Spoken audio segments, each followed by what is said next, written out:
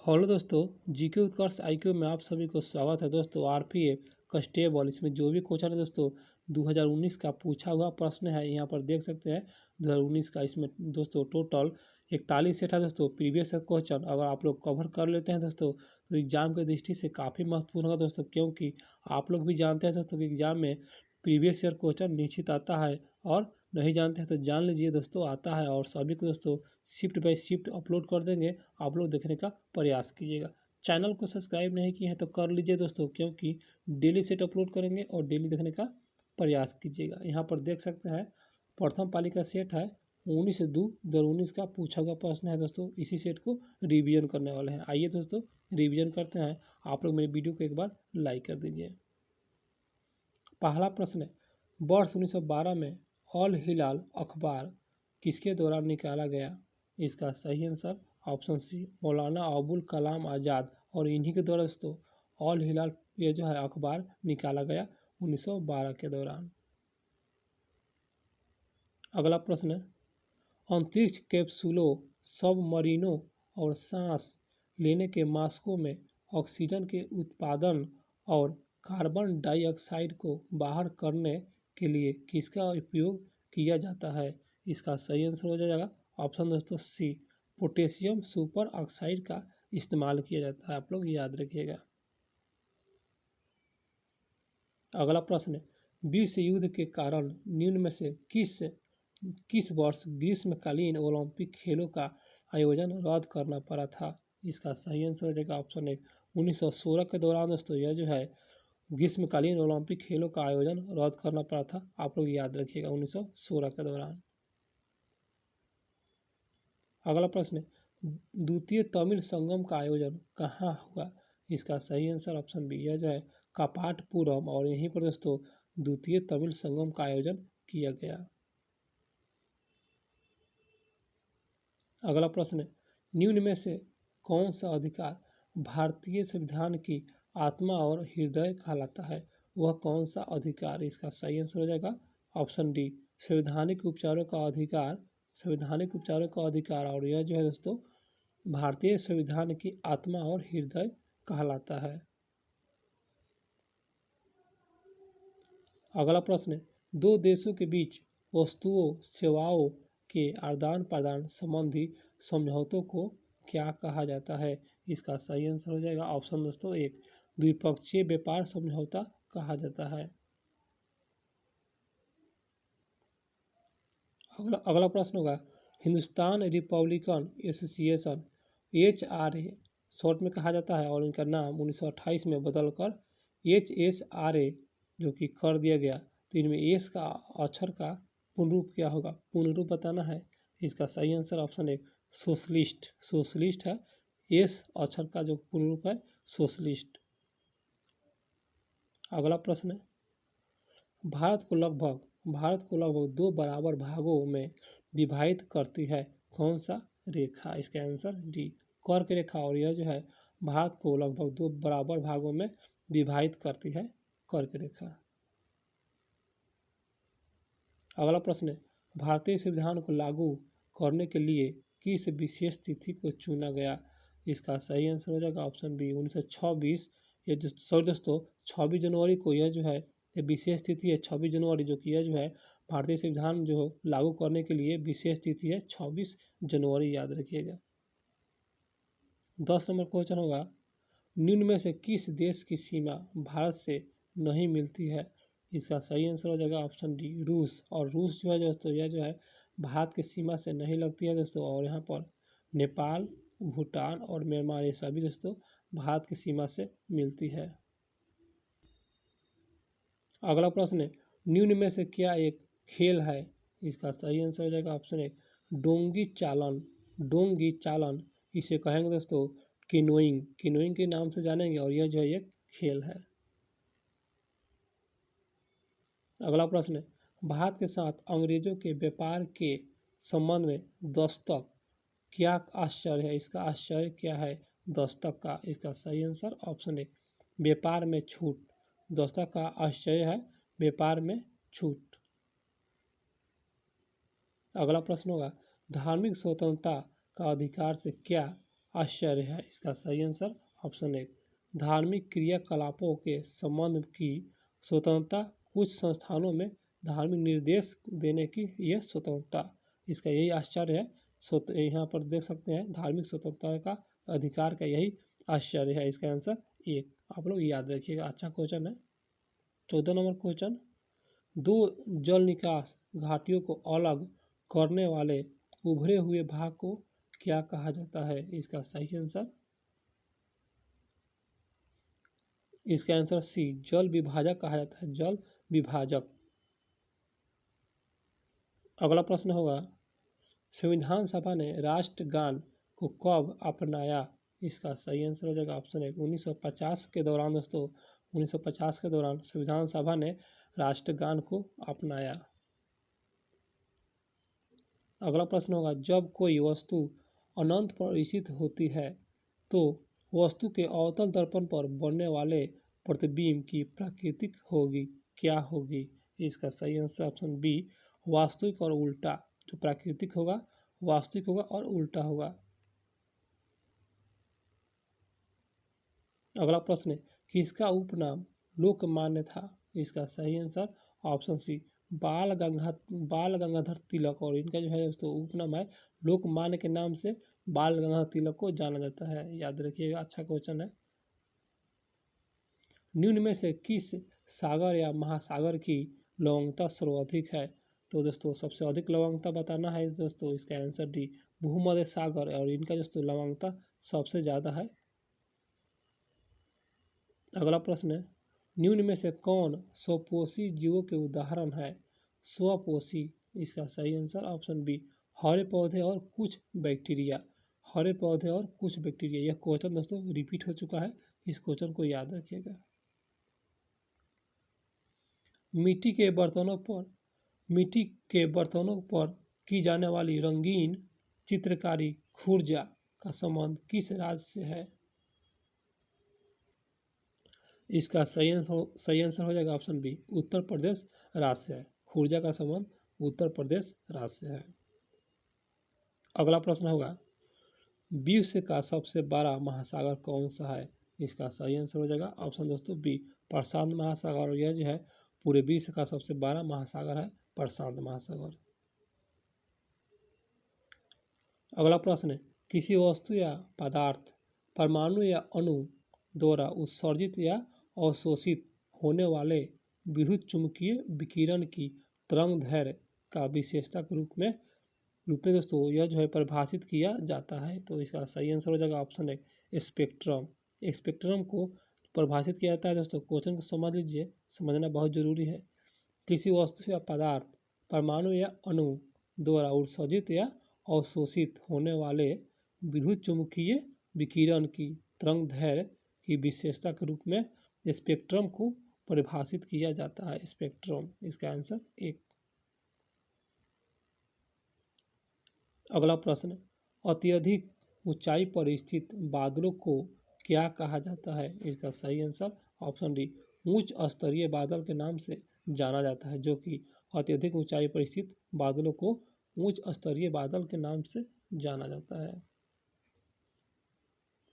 अगला प्रश्न, उष्णकटिबंधीय सदाबहार वनों में निम्न में से कौन सा वृक्ष पाया जाता है? तो इसका सही आंसर ऑप्शन सी, ऑबनूरस दोस्तों, ऑबनूरस ये जो है दोस्तों, ऑबनूरस एक वृक्ष है और यह जो है उष्णकटिबंधीय सदाबहार वनों में दोस्तों पाया जाता है। दोस्तों याद रख लीजिएगा, ऑबनूरस। 25 नंबर क्वेश्चन, निवल निवेश को किस रूप में व्यक्त किया जाता है? इसका सही आंसर ऑप्शन 1, सकल निवेश और माइनस मूल्यह्रास, इसी के रूप में दोस्तों यह व्यक्त किया जाता है निवल निवेश को, सकल निवेश माइनस मूल्यह्रास।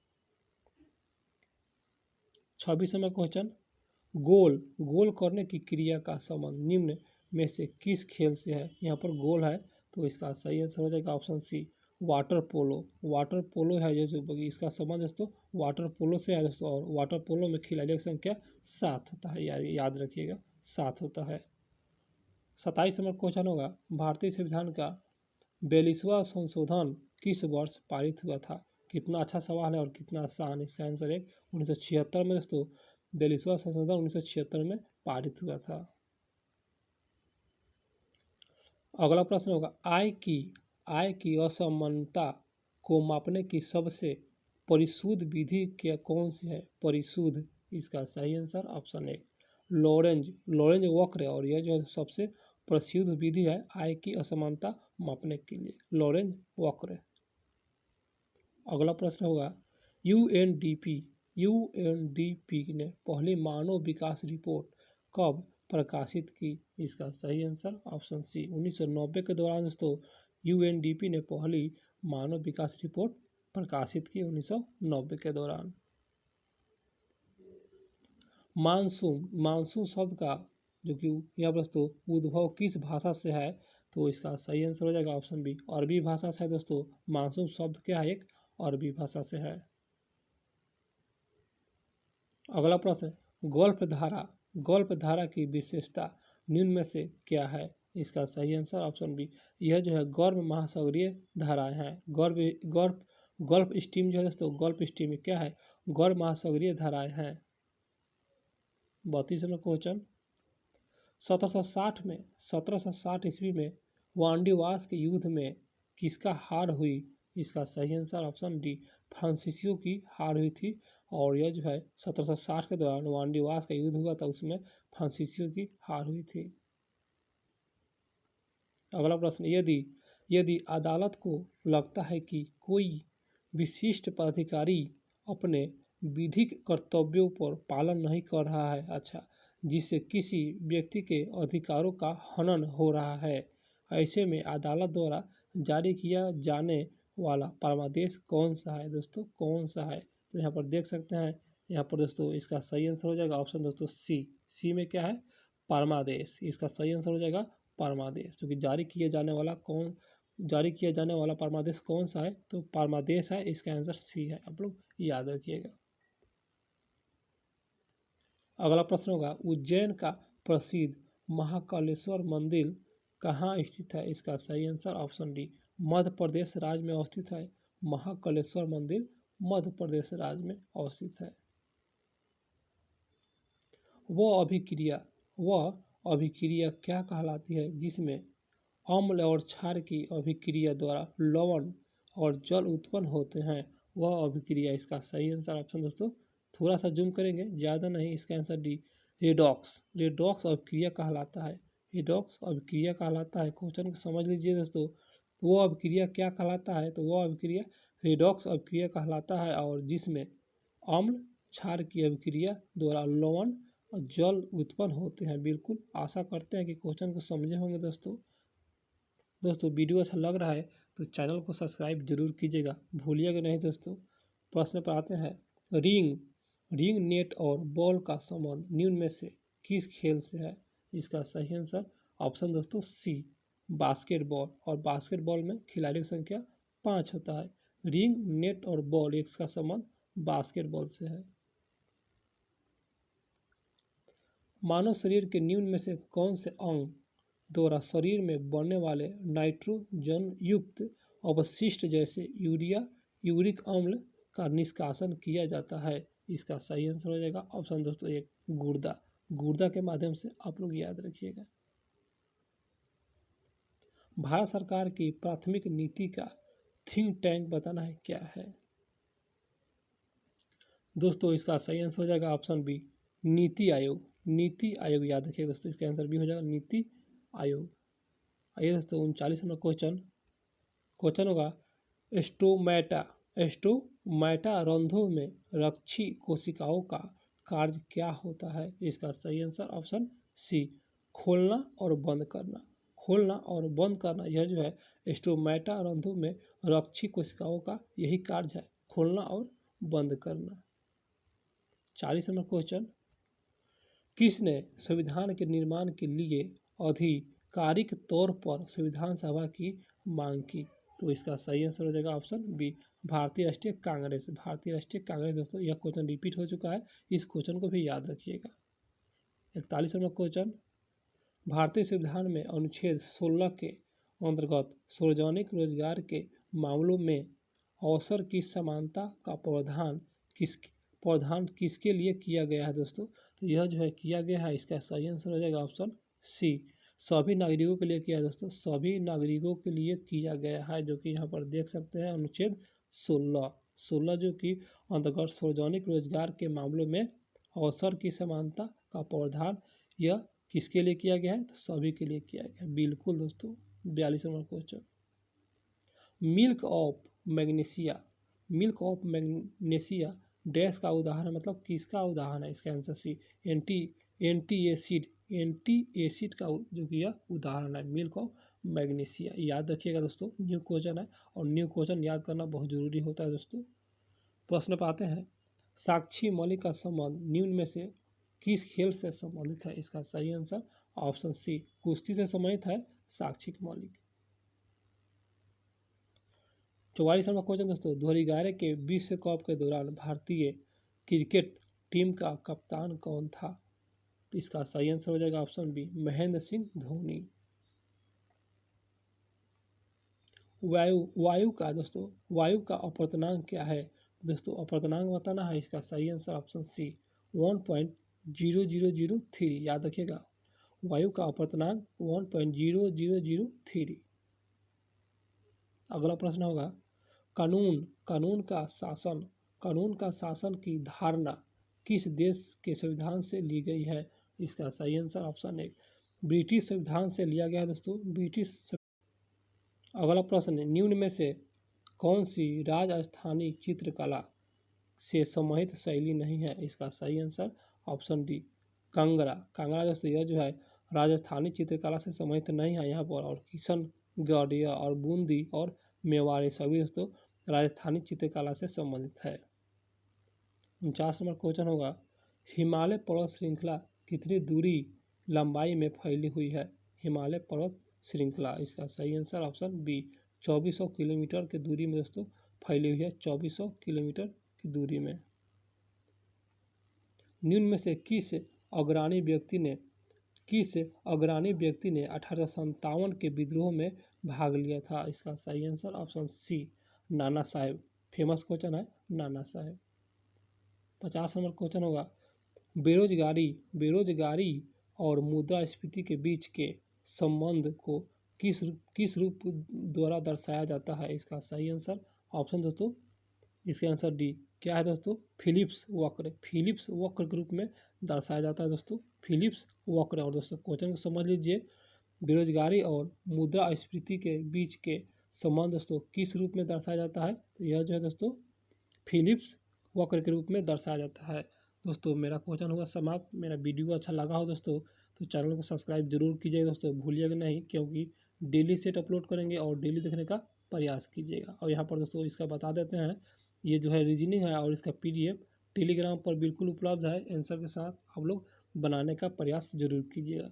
मिलते हैं दोस्तों फिर अगले वीडियो में।